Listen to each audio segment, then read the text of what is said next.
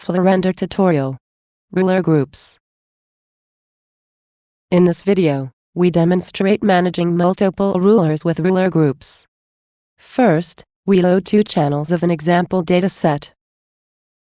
We would like to count certain structures using the Locator tool. Open the measurement window from the main toolbar. Then, locate the structures to count. Choose the Locator tool and click on the structures in the render view. Notice that the default group ID is 0 and rulers are counted in its group. Suppose we want to count the locators created next in their own group. Click New Group to create a new group ID. The locators are now grouped under Group 1. Notice that the locators in both groups count from 1 to 3. Similarly, we can count structures in a different channel using locators. Click on the structures to create more locators. However, we forgot to create a new group for these locators.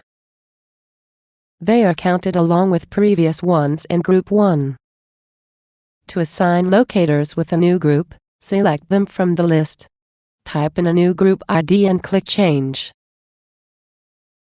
They are now in their own group and counted independently from other groups. A group of rulers can be selected in the list by the group ID. Type 0 for the ID and click Select to select Group 0. We can change the color of all selected rulers in the list. We assign a yellow color to rulers in Group 0.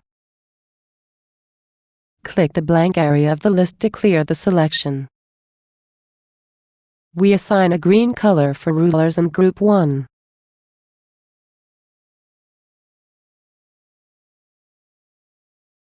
Finally, we select rulers in Group 2 and assign them a magenta color. The display of rulers in a group can be toggled too. Type in a group ID and click Display to toggle the display of rulers in that group.